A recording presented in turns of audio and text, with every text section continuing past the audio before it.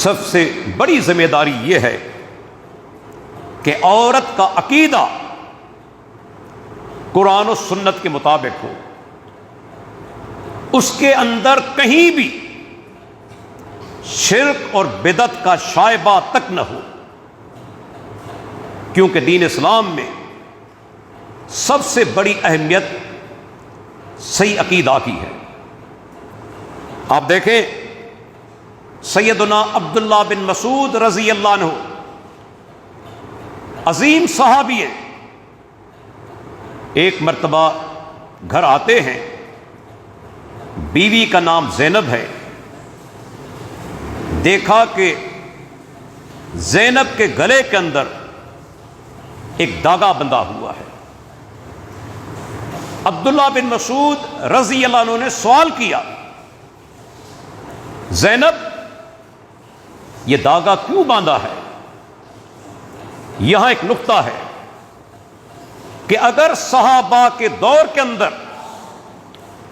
داغے باندھنے کا رواج ہوتا تو عبداللہ بن مسعود کبھی اپنی اہلیہ سے یہ سوال نہ کرتے۔ آپ کبھی کسی سے سوال کرتے ہیں کہ بھئی آپ نے کپڑے کیوں پہنے ہوئے ہیں؟ کبھی آپ کسی سے پوچھتے ہیں کہ آپ نے جوتی کیوں پہنی ہوئی ہے؟ سب جانتے ہیں یہ چیزیں پہنی جاتی ہیں۔ اگر داغے کا رواج ہوتا صحابہ کے دور میں تو عبداللہ بن مسعود رضی اللہ عنہ اپنی اہلیہ سے سوال نہ کرتے۔ معلوم ہوا کہ اس دور کے اندر داغے باندھنے کا رواج نہ تھا۔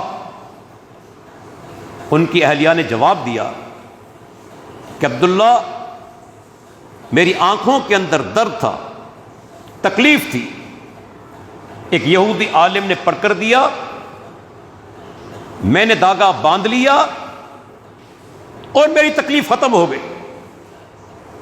اب یہاں بھی ایک نقطہ ہے کہ جس چیز سے آپ کو فائدہ ہو جائے، یہ دلیل نہیں کہ وہ چیز حلال ہے یا جائز ہے۔ یہ نقطہ ذہن کے اندر رکھیں کہ اگر کسی چیز سے آپ کو فائدہ ہو گیا، یہ دلیل نہیں کہ وہ چیز حلال ہے یا جائز ہے۔ آپ دیکھیں شراب کے اندر بھی بعض فائدے ہیں، لیکن شراب حرام ہے۔ جب زینب نے یہ جواب دیا کہ مجھے اس سے فائدہ ہو گیا، تو کیا عبداللہ بن مسعود رضی اللہ عنہ نے کہا کہ زینب یہ داغا بندھا ہی رہے، ہمیں تو فائدہ چاہیے، فائدہ ہو چکا؟ اس سے معلوم ہوا دین اسلام کی بنیاد تجربات پر نہیں۔ یہ نقطہ بھی ذہن میں رکھیں کہ اگر کوئی آدمی کہے کہ فلاں جگہ سے مجھے فائدہ ہو گیا، یہ دلیل نہیں کہ وہ چیز جائز ہے۔ اگر آپ تجربات کو دین کی بنیاد بنائیں گے، کل اگر ایک ہندو آپ سے کہہ دے کہ میں فلاں مندر پر گیا تھا، پرساد میں نے چڑھایا، میرا کام ہو گیا، مجھے بیٹا ہو گیا، میری تکلیف دور ہو گئی، تو کیا آپ کہیں گے کہ ہندو بھی صحیح ہے اور بت پرستی بھی صحیح ہے؟ کیا کوئی آدمی یہ فتویٰ دے گا؟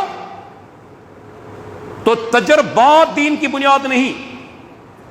یاد رکھیں دین کی بنیاد ہے اللہ تعالیٰ کی کتاب قرآن مجید اور اللہ کے پیارے پیغمبر کی حدیث یا سنت۔ جسے قرآن و سنت جائز کہیں وہ چیز جائز ہے، جسے قرآن و سنت ناجائز کہیں وہ چیز ناجائز ہے۔ عبداللہ بن مسعود رضی اللہ عنہ نے ہاتھ آگے بڑھایا، بیوی سے نہیں کہا کہ داغا توڑ دو، اپنا ہاتھ آگے بڑھا کر داغے کو توڑا اور دور پھینک دیا، اور کیا فرمایا؟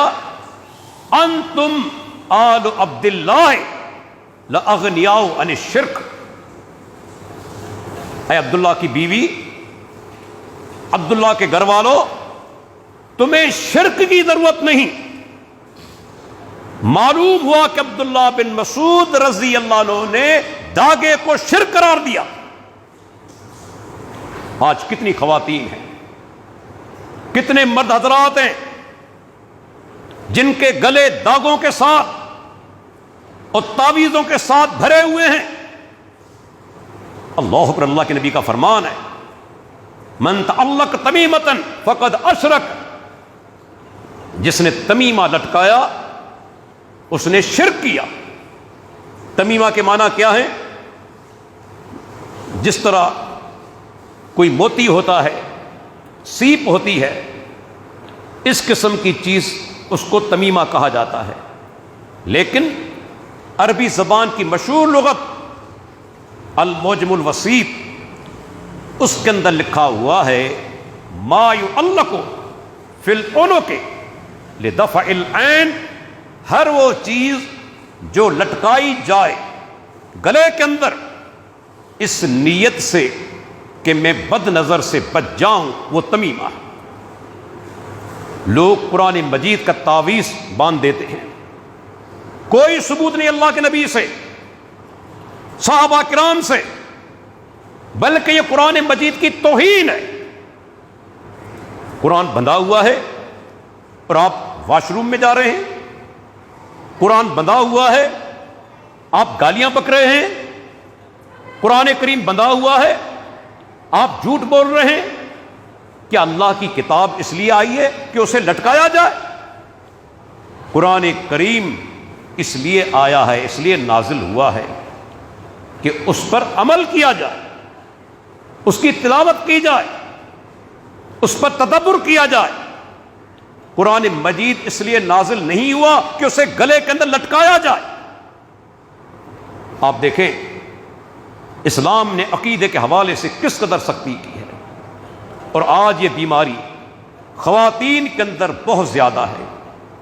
میں تو کہوں گا یہ جھوٹے نجومی شعبدہ باز پیر، ان کے دھندے چل رہے ہیں تو خواتین کی وجہ سے، ان کی ضعیف الاعتقادی کی وجہ سے، ایمانی کمزوری کی وجہ سے ایسے لوگوں کی دکانیں چل رہی ہیں۔